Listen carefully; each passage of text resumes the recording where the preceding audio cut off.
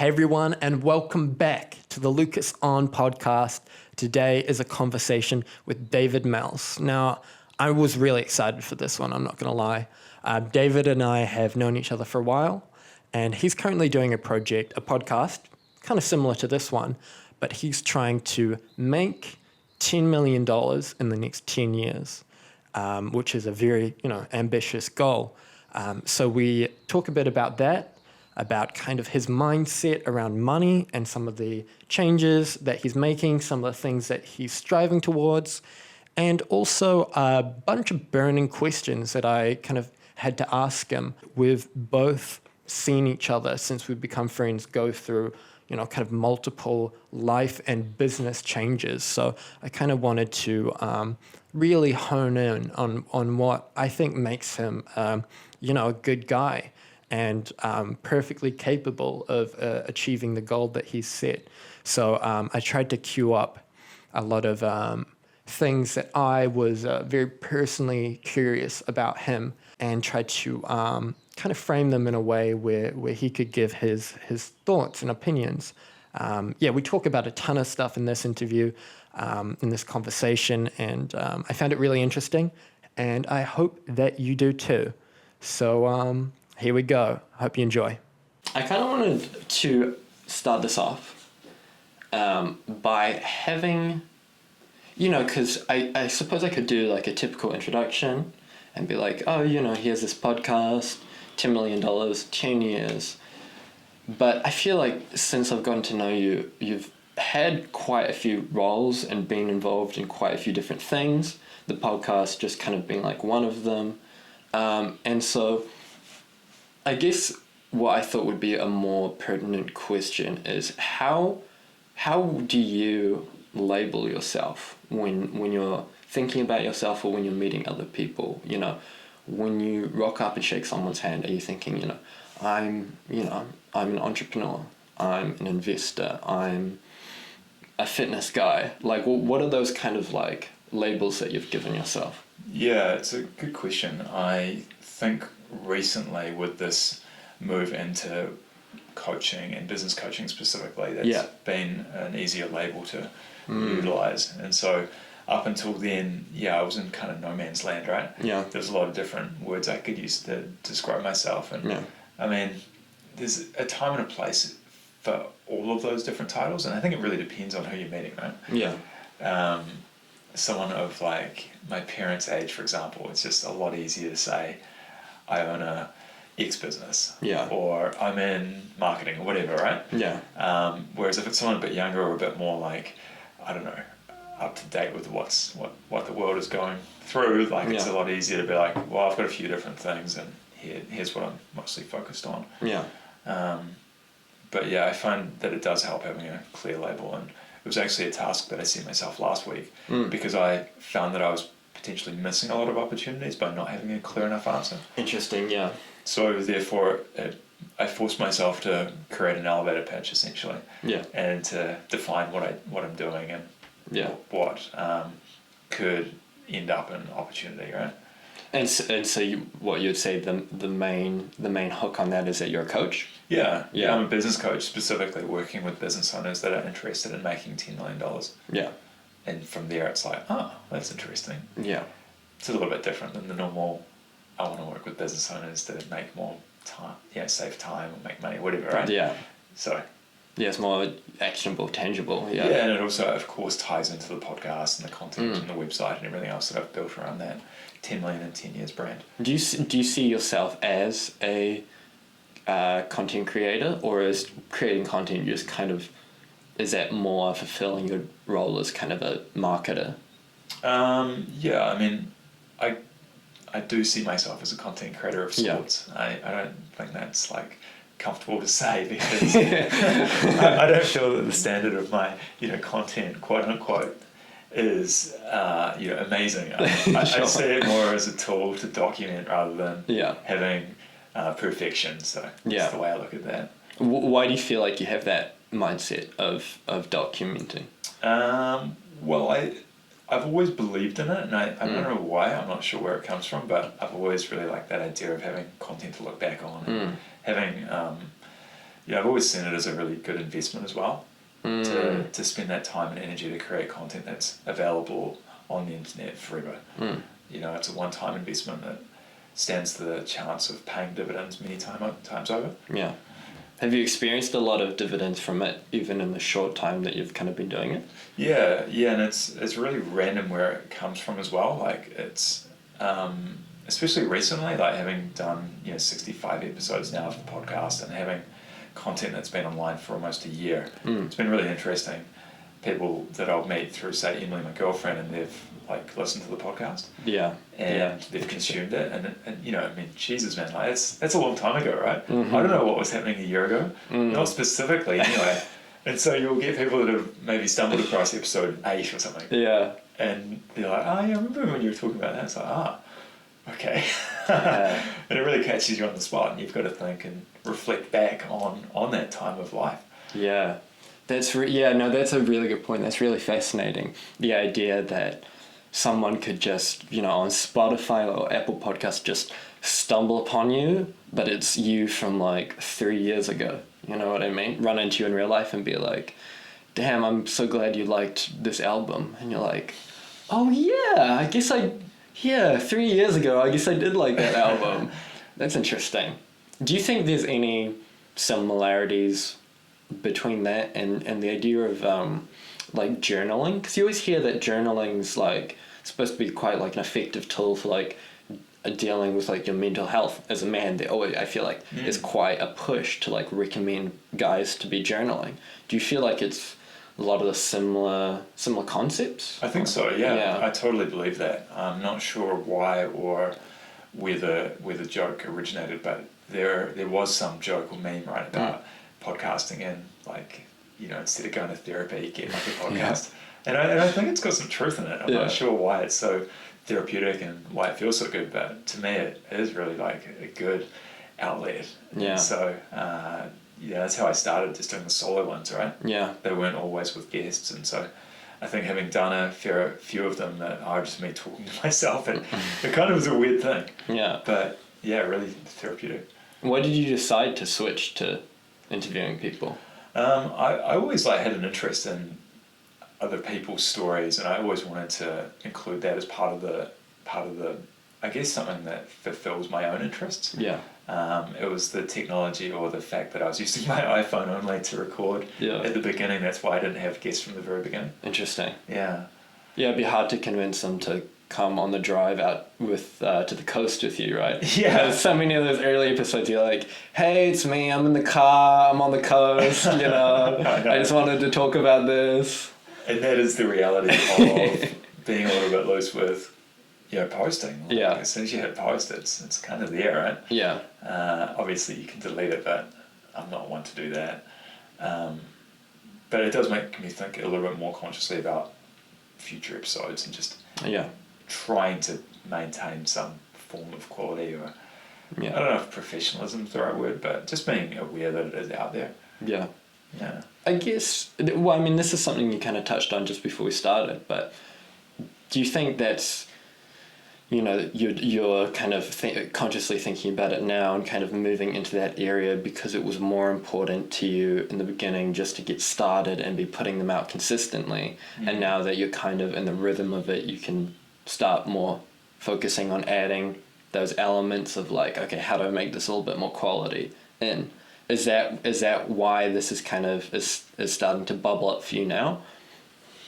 Yeah, I think so. And I think recently, having gone back to a few of the episodes and then summarising them, creating like a summary 30, 60-second highlight video, audio, just to remarket them basically, it's made me just reflect a little bit more. And I guess it's good and a bad thing, right? Because when you look back, I can really appreciate the way that I've created them without thinking, right? Yeah. And whereas now I almost have to stop, and it leads to over planning. Yeah. And I'm way less likely to just spontaneously, as you say, stop on the drive over to the coast and record what I'm thinking and where I'm at. Interesting. I had a few people recently, I was talking about the podcast, and people that I hadn't seen for a while, right? And I just talked about how I've gotten a lot out of the guest episodes lately and really been enjoying that. Yeah.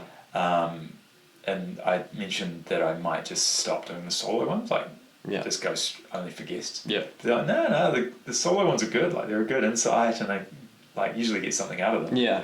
So I'm like, okay, all right, that's cool. It's good to get feedback, I think. Yeah. Yeah. What do you feel like? Were there any kind of episodes that stood out as you're doing the reviews as like, this one was actually really good and I didn't realize at the time? Or I guess the reverse, like, you're like, this is the worst episode of the podcast I've ever done. I said nothing in it. Yeah, I mean, episode 1's pretty rough. It's pretty rough. But, congratulations for getting it done. Yeah. Because I think that's, in a way, the hardest episode of all, right? Yeah. The first one. No, definitely. I haven't gone through the whole series yet, so I'll get back to you on that one. Okay. But I'm sure there are ones that are better than others. Yeah. Just through the analytics and the downloads, it's interesting to see which ones have, for whatever reason, got more downloads than others. Interesting. And I'm not sure if that's a way that they've been presented and served up to people, or if it's just the title, or if it's the description, or I'm not sure why that is. Interesting.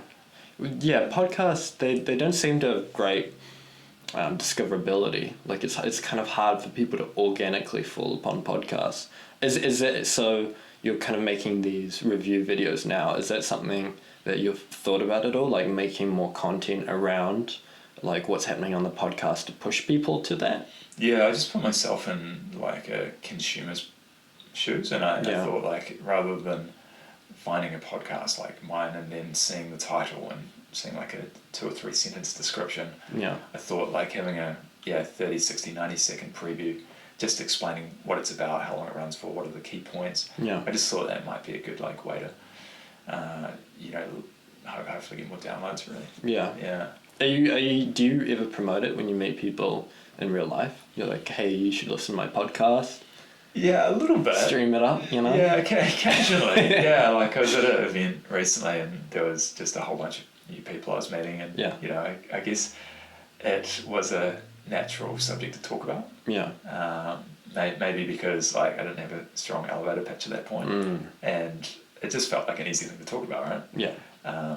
It's pretty harmless, So I guess talking about the podcast, it's $10 million, 10 years. You're about a year in. Why $10 million? Why 10 Why years? 10 million? Yeah. It just had a good ring to it. I got to my 39th birthday and I looked back and looked at the experiences I've had and looked at some of the things that I've really enjoyed through my life. But I also looked at the future and I looked at the next decade and I thought, if I get to the next 10 years and I've got like similar levels of assets, I would prefer more.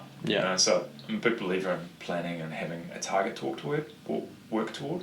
So I just figured 10 years, 10 million, it's sort of got a ring to it.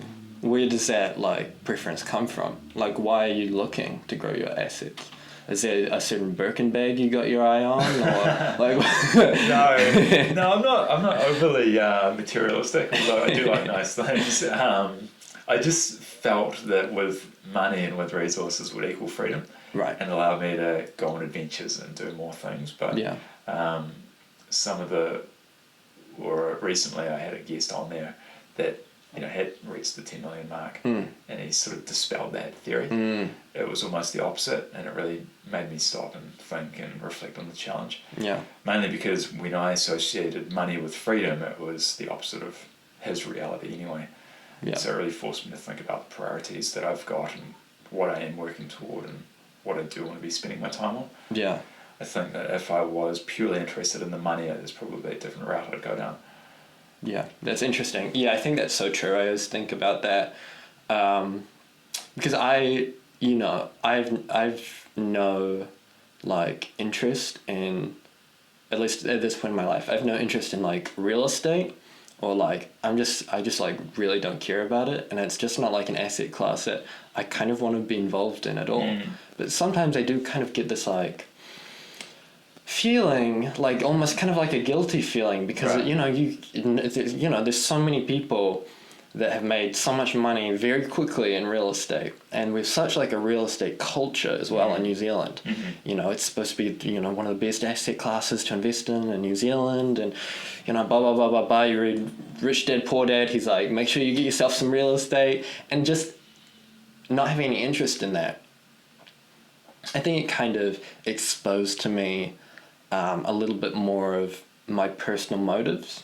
You know, because I feel like if I really was interested in getting that bag as quickly as possible, it wouldn't like matter to me that it wasn't like super interesting. You know, I would just like kind of buckle down and do it. You do whatever it takes. Yeah, exactly. And so I think, yeah, for me that's quite. It exposes that yes, I want to make money, and as much as possible, please, but it has to be in something I actually like, deeply feel like a passion towards, or not even something that like gets me up in the morning, but something that kind of gives me that sense of purpose greater than you know, just building some houses for some people, which is just not on my interest graph. You know what I mean? Yeah. So do you feel like that's very similar for you, where you could have the $10 million in 10 years? You know, I mean, not easily, but relatively easily if you went down some different fields, but because there's something greater than that you're also looking for, that you're also trying to get, you're trying to balance kind of this work-life thing. Yes. Do you feel like you've kind of picked a path that where it might take you a little bit longer, but it's going to be more gratifying? Yeah, definitely. Yeah, I mean, I really believe at the outset of the challenge that it wasn't about the money and getting that for the sake of the money. It was about doing it in a way that's aligned with my values, which are creating something that is, you know, not seeming like work, right? Yeah. Like how I mentioned the podcast before, it's like a pleasure to do it, you know. I love it, and it's fascinating, and I love meeting new people. Yeah. I think if I were strictly interested in the money, I would go down something like insurance or real estate or financial services, or something where you can make money relatively consistently. I wouldn't say easily, but you do the work and it's a pretty linear path, you know. Yeah. But yeah, I feel you on the real estate thing. Like, it's such a common topic that comes up, and maybe like yourself, I just don't enjoy it. Like, I've got one property and it's kind of a pain. Like, I understand that it's a really common thing for society to be interested in, and I have no doubt that you can, and people do make money in all ways with it. But for me, I just I don't know. It just seems it's just not interesting, right? It just doesn't interest me. I love great design and I love architecture, and I really appreciate it. But from an investment standpoint, like, it just seems like it's got so many moving parts, and like construction and trades, like, it just seems like such a shit show that I don't. It doesn't align with me, right? Whereas something like technology is way more interesting. Way more interested in that. Do you ever feel that, you know, because I do, I wouldn't call it guilt, but I do kind of get a feeling that I'm missing out on something. So you know, because as you said, it comes up a lot. Yeah. Do you ever feel that as well, or? I mean, part of me stops for a moment when I feel that, and I try to look at where it's coming from, and if I think, and maybe it's like an age thing, but I've got like perspective on that feeling that I get when. Is it the fear of missing out, or is it the fact that I know deep down that it could work? I think that I've become more and more attuned to what I'm good at and what I'm like naturally into. And I think I've learned to be okay with things not being for me, like real estate. And it's taken years, like, and I still find myself questioning that. Because I'm like, shit, well, maybe if I did use this property that I've got to blah blah blah blah blah. Then I'm like, fuck, hang on a minute. I hate this. And it's okay to hate it. Interesting. And you almost feel like, you could hire some people or outsource it, you know, get a property managed company, but at a certain point there's still an amount of effort that's going into it, and an amount of mental space that could just be spent on something else, or just spent enjoying life. It's interesting. I guess like that theory that I talk about a lot is just the people that you hang out with and the people that you spend time with, people in like your sphere or community. And I think like where I go to the gym, like such a big percentage of people that go there are involved in property in some way. And so it's just like constantly coming up, right? And I think that's probably one thing that makes me even, just think about it more, because it is ever present. Yeah. Yeah. Yeah, interesting. Yeah, it's annoying. It's annoying, but I do feel, it's just about that self-awareness, eh? Yeah. Yeah, that's a good word. Leaning into yourself, what do you feel like you've been able to, like, tell, about yourself? So you're like, I'm not interested in real estate either. I'm interested in coaching. Is there anything where you've really leaned into yourself and you've been surprised that it's actually something that you care about or that you're interested in? Yeah, I guess, like, if I think back to, like, very, very early, like when I was 18, 19, doing a summer job out of high school, that was like what I was interested back then. Like, I was working for these concrete places, and they, had a business, and they were great at what they did technically, but they were a bit of a shit show, right? Like, there's just total disorganization, there's no scheduling, there's no selling. Right. Back then, right, I was interested in that kind of stuff. So it's really validating to come full circle back around and realise that my interests have been the same, more or less, this whole time.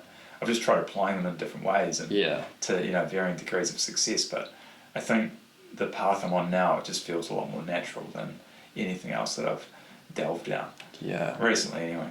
It's interesting. Yeah, I've always found it fascinating, kind of the link. I'm sure it's not true for everyone, but even as kid and a teenager, you feel it might seem to be a completely different field, but there is like a part of you where the kind of fundamentals of what you are going to be interested in are there.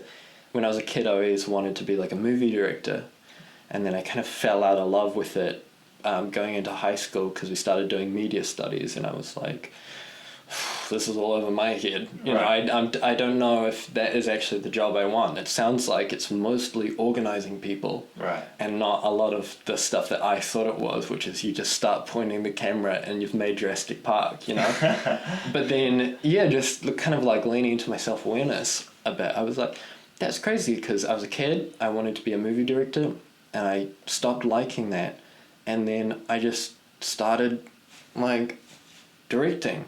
Yeah. But because, I'm not a movie director, I just never made that link of like, oh, it's the same thing. It's just a different distribution platform. Yeah. Like it's exactly what I always wanted, just to be creative and make stuff and, tell a story. It just wasn't in kind of the way that it was packaged when I was a kid. You know what I mean? I feel like there has been kind of a rise, especially, because of the internet, and information products and coaching, you know what I mean? Do you feel like maybe when you're a teenager, the idea of being like a coach or a consultant to someone was kind of like a foreign concept to you? Yeah, I mean, back then, like back in, earlier years, like high school, etc., I was always just in the opinion that I was going to be a pilot. Like that was my big thing, and like, I don't know why it was my focus, but it was, right? Okay. And so I didn't really even like scratch any other itches, like there was never any creativity or, business. I guess there was a bit of business at the end there, like, there was a business element at one point, but I was so like narrow-minded, like had the blinkers on, and I was just heading down this path, like battling through science and maths and stuff, subjects which are just totally unnatural to me, right? but ironically, I'm trying to do them now, right? So it's quite funny, but never to that extent of looking at something like coaching back then. Interesting. Yeah. Do you still have dreams about sailing up in the blue sky? Yeah, so I am actually on a path to get my license. Okay. Funny enough. Yeah. So a lot of things have come full circle recently. Yeah, I've just learned what it's like to persevere and commit to a certain amount of time, study per day, even if it's like seemingly impossible. Like it's just so foreign. But, kind of like it in a weird way. And do you think, is that going to be more like a, hobby for you as opposed to, a career path? Totally, yeah. And I think the appeal is that it is so difficult and that it is going to be completing something. Because it's so easy not to, right? Yeah. It's so easy just to put it in the too hard basket. Yeah. But by battling away at this weather and physics and law and meteorology and stuff, I'm digging deep. Yeah. That's interesting. Do you have a dream plane, something that you would love to fly? What do when you picture yourself up there flying, in your wildest dreams, what are you piloting around? I mean, it would be cool to fly, larger, expensive aircraft, but I think for me, it just is a dream to have the ability to go and explore around New Zealand and take friends and family up. And I've done a few flights with friends, and it's pretty incredible. So I think the combination of taking off the license and fulfilling that project that was started so long ago, I think that'd be satisfying. And then, to be honest, I mean, who knows if it's something that I would actually use like on a regular basis. Yeah, fair. Yeah. Just practically speaking. Yeah. But, step one is just taking it off. Interesting. I think that'll lead to a lot of satisfaction. Are we going to get a podcast from the plane when you get it? Plane pod. Yeah. Seems safe-ish, right? Well, hands-free, Yeah. I mean, audio quality. There's actually some really good YouTubers that have got a mixture of aviation and content. So, I don't know about actual podcasts, but definitely, content creators. Some videos, yeah. Yeah, so, I mean, it just lends itself to curiosity. It's like an interesting thing, right? Yeah. Flying around, so... Yeah, no, it's fascinating. So watch the space. But I mean, a lot of people don't realise that you can go do a trial flight for $300 or whatever, and get up in the air and fly the plane yourself. So it's pretty cool experience, even if it's a bucket list type item. Would you ever consider doing those? I'm trying to remember the company names. The Jeff Bezos and Virgin Airlines, the ones where they go up. And almost at space, they go up to the, I think they're like $400,000 for a ticket or whatever. Right, but then they take you right up and you get to be weightless and look at this. Would you ever do one of those? Is space something you're interested in, or is it just, do you cap out at the sky? Maybe one day. It seems the risks are a bit high at this stage. Yeah, right. Yeah, maybe, yeah. I mean, I'm quite like living, Yeah, that's fair. I just feel like they're probably a little bit too experimental at this stage. Interesting. So you're not on board the exploring the Titanic either? No, probably the same category, right? I'll give that a miss. Yeah, I'm adventurous, but, pretty aware of risk. I guess what we're talking about vehicles. You mentioned him just before, but Aaron Green, who was on your podcast, he said that you can tell the kind of person that someone is by the car that they drive. Yeah. So I guess my question for you was like, do you agree with that? And what do you think that your car says about you? Yeah, I think it's an interesting one. I think for the most part it's true. I think for, say, 80% of cases it's probably true. Yeah. I think you're going to have a portion of people, whether that's 20%, that are outliers, they don't represent their car, but yeah, I think so. Yeah, I think so. Yeah. It's always interesting when you meet someone, you see their car and it either aligns or doesn't align, right? But it's an interesting theory. Yeah. But to answer the question about me and my car, I've had a whole bunch of random different cars. Ones that I feel reflect me, ones that don't. Interesting. Like the current, car, the new Tesla, it's like, it does represent me. I think it does represent me. I'm not in love with it yet. I like it. I don't love it yet. But I think it does represent me. Interesting. Yeah. Do you think, to kind of get meta with it, do you feel like the fact that you've had a whole bunch of different cars and you're still trying to find your dream car is symbolic of your journey a little bit? Yeah, quite possibly. Yeah, I think you could be onto something there. I think also when, at times when I've had nicer cars, I think that does level you up. I think that is a phenomenon, right? Yeah. So like the nicer the car, the better you become and the more, professional or effective you are. So I think there's something to be said with the, I guess it's a form of faking it till you make it, right? Yeah. Do you kind of enjoy cars and trying them out, switching them out because you're a car guy, or would you say it's more because you're like a tech guy? I never really have seen myself as a car guy, quote unquote, but then recently I think I am more and more into them. Okay. And with the Tesla, like it's sort of like missing that soul, right? Like that electric acceleration and everything, like it's great, but yeah, I've never thought of myself as like a bogan petrol head, but when you don't have it, you know, yeah, like, you can miss it. Yeah, it's sort of weird. Like it's fast, but it's just, I don't know, it's sort of missing something. Yeah. Yeah. You're not a big fan of the screens and the... Oh, I love the tech, yeah, for sure. I love Yeah. the technology, but just the charging's just a little bit to get used to. Oh, interesting. And the convenience and just how it's not like as, you know, good as it could be. Do you have a home charger? No, so Right. that's the main problem. Right. Yeah, but yeah, it's funny with cars. Like I don't know, some people like a lot of things. There's a spectrum, right? People Yeah. don't give a shit, and then there's the fanatics down the other end. Yeah. Yeah, I don't know. Yeah. Where do you think you place yourself in that scale? And do you feel like that where you've placed yourself is also reflective of your kind of passion about some of the other like talking points and like, you know, tech and gear and stuff? You know, I know you're like an iPhone guy, right? So would you say they're placed about the same, or do you maybe care about upgrading your car more than you care about upgrading your phone, or? Good question. Yeah, I guess for me at the moment it's about efficiency to an extent. Yeah. Like I'm about economics. Yeah. And so therefore I'm trying to make decisions that are economically sensitive. Yeah. Rather than, you know, buying something that's going to depreciate a lot or it's going to be expensive to run. Yeah. Yeah, it's funny you bring this up though. Like on Thursday, the podcast that's coming out, there's a guy that he's got this story about him and his business partner buying some nice cars, right? And they got to the point where they could afford it, and then when they got these nice cars like Ferraris and Lambos, all these different conversations ended up opening up, and all these different networks and events and all this other stuff came about. Interesting. Because of this perceived status. So I thought, oh, that's interesting. Logical. Yeah. Crazy. So yeah, I don't it know. is about the networks. I always thought that was a real gem piece of advice that you gave on your podcast that, you know, someone like me should probably execute on. But you put it real under the radar, so it almost flew me by. But joining your gym, it was the INF Health Club.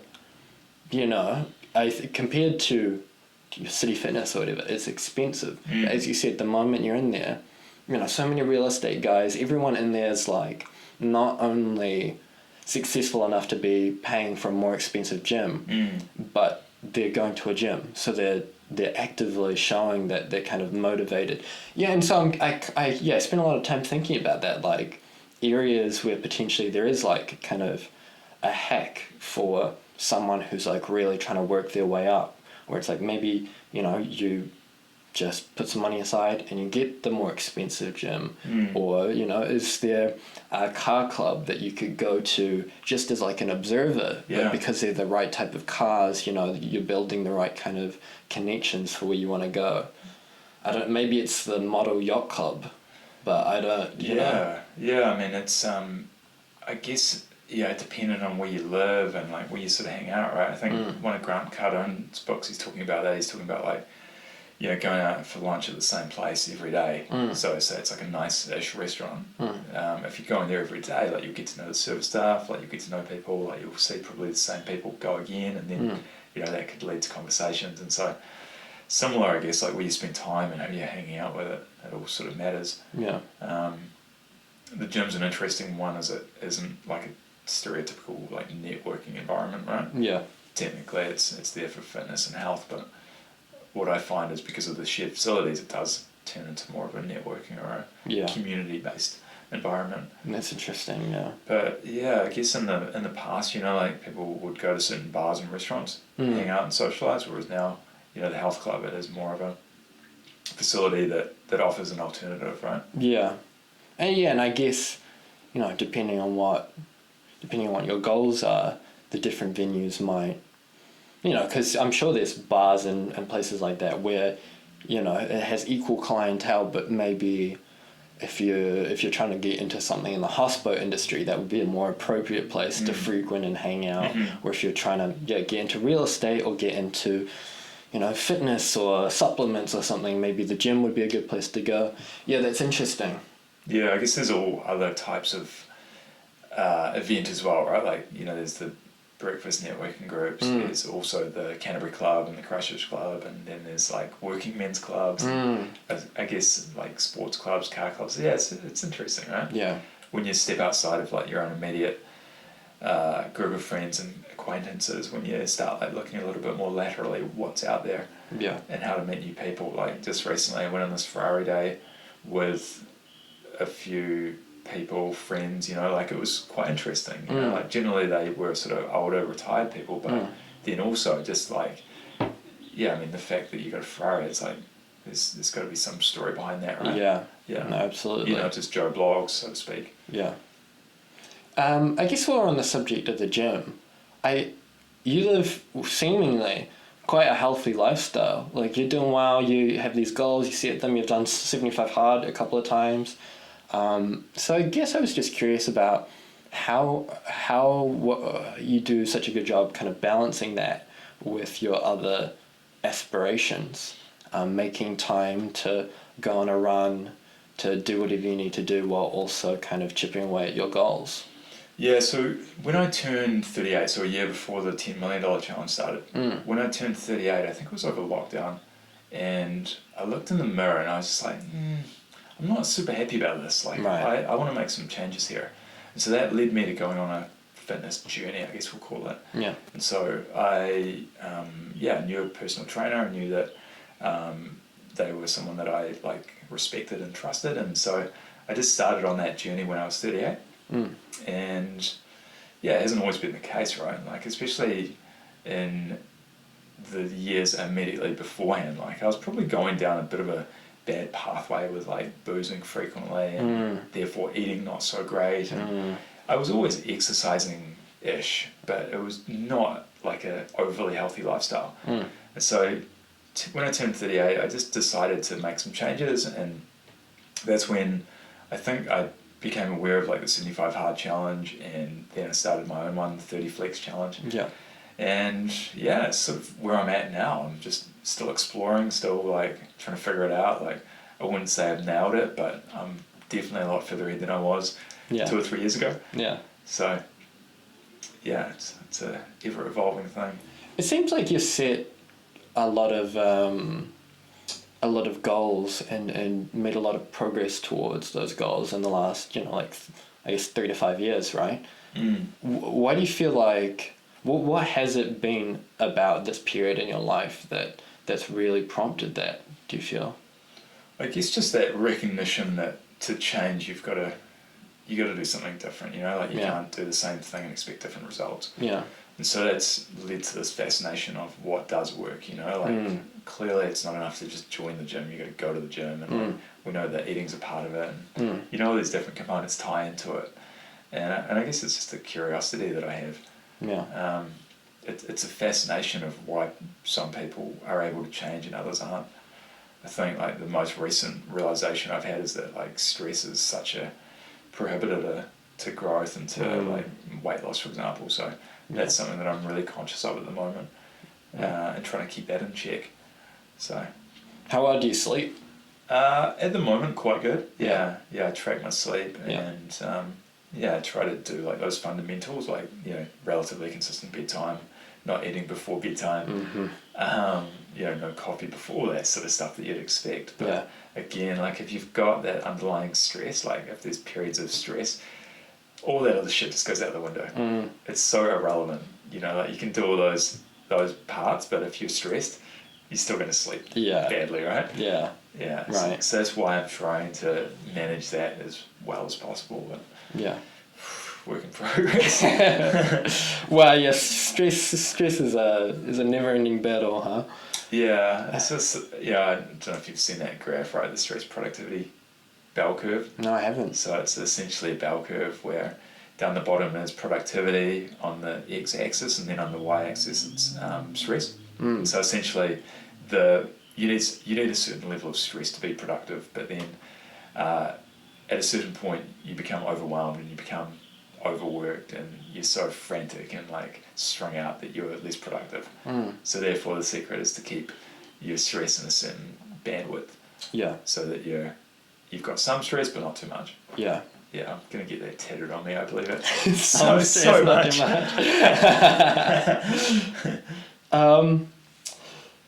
Well, yeah, I guess, okay, to nail into what potentially or may not be a point of stress for you is you're a dad. Yeah. What's that like? It's tough. Yeah. Yeah, it is really tough. Yeah. It is like probably the area of my life that's like the hardest to manage, I would say. You know, I think all the other things like, you know, business or money or fitness or friends, whatever, I think that's all like relatively linear in that you kind of know what to do, right? Like if you're not if your business isn't selling enough, you need to go sell some more stuff. Yeah. Or fitness, you need to work out more or eat less. But whereas parenting, it's a little bit harder in that I don't know if there's like a tried and tested route. Right. And I know there's books on it, and I know there's like probably a lot of things I could be doing better, but yeah, it's a journey, and it's something that I'm trying to be better at. But yeah, it's definitely a bit of a work in progress. Do you, because it seems like you still have a close relationship with your dad, right? Yeah, I do, yeah.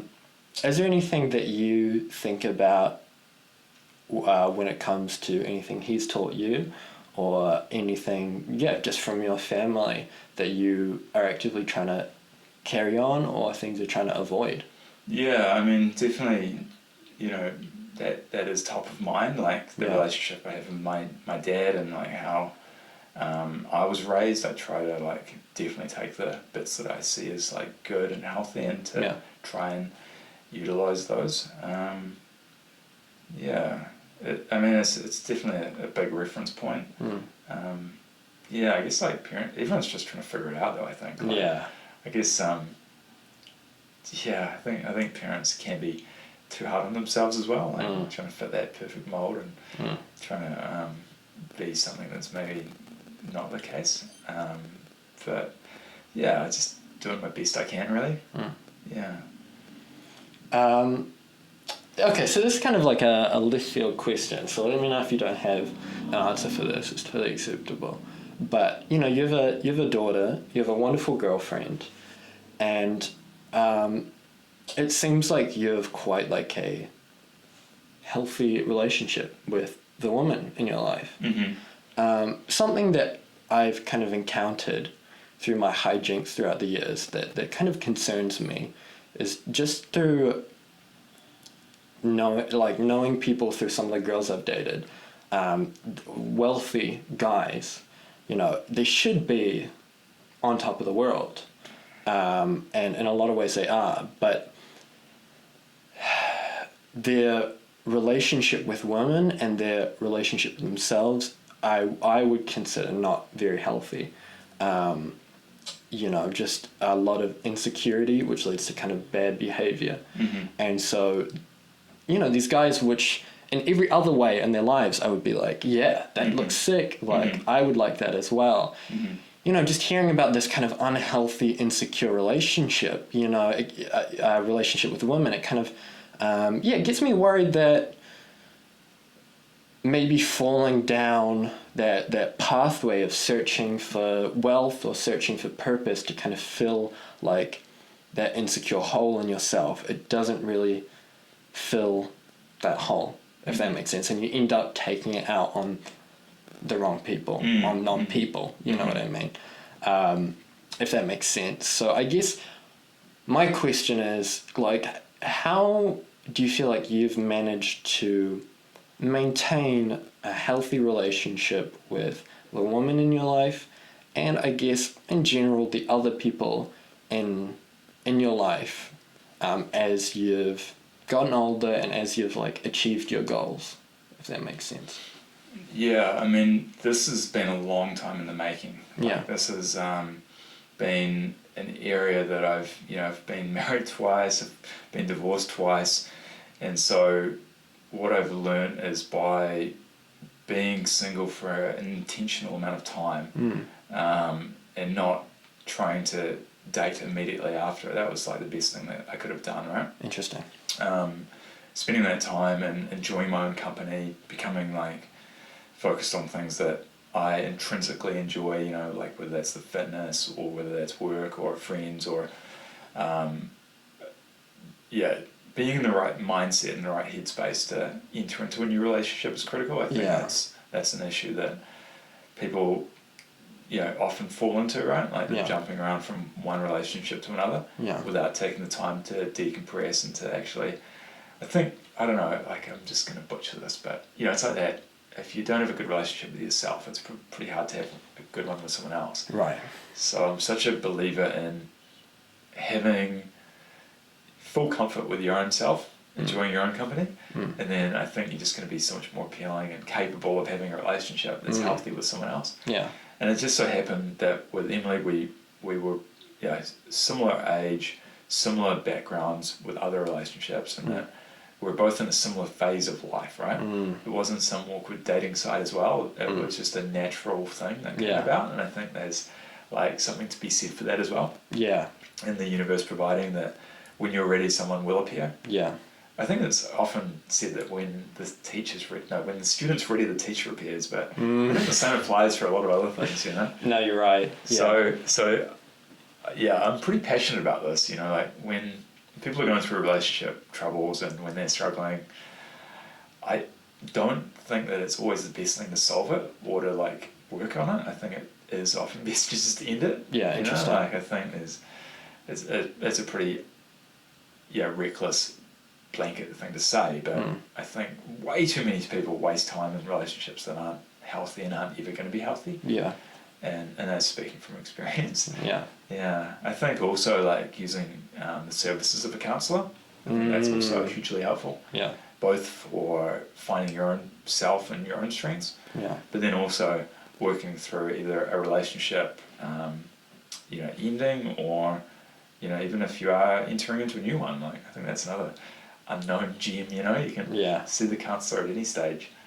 But, I think if your relationship's good, it can just give you the ability to be so much more effective and productive in other areas of life. So, do you think there's any parallels between the, romantic relationships and kind of your relationship with parenting? Because, I feel like every relationship is almost like it's like a different kid. You have to learn all the different quirks and things about it, and something that might be good for one relationship is like a really bad thing for another relationship. Yeah. Do you feel like there's any parallels, or have you learned anything from one that's applied to the other, and just dealing with someone that you're very close with? Yeah, I mean, cliche as it is, I think communication is that underpinning word that all relationships of all sorts share, and having those hard conversations and not leaving things unsaid. I think that's probably the thing that comes to mind. Yeah.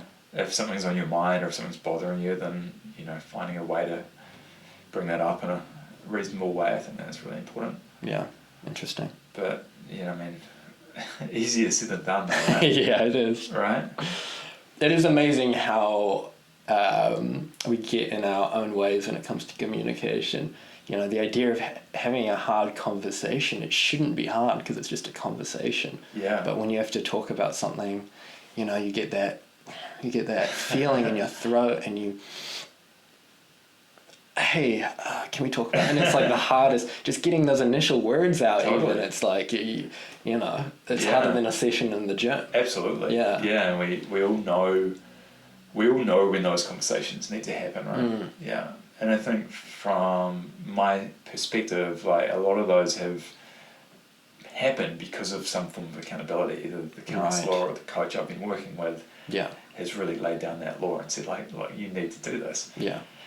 Because, I'm no different than a lot. I'll weasel my way out of things and procrastinate. and yet when you've got a third party that you're likely paying money to and you're committed to, then that is the necessity that you need sometimes. Yeah. So there's a couple of examples I can think of that I've actioned on because of that, right? Because of that third party. Accountability seems to be rather a big theme in your life. Why do you think that is? Well, I think I'm just naturally lazy. I think we all kind of are in a way. I think we all will go with the path of least resistance to some point. But I think if you can gamify yourself and your life to do those hard things, whatever that means, I think that's a good thing. Yeah. Yeah, and that's why I've tried to experiment with like challenges and now coaching.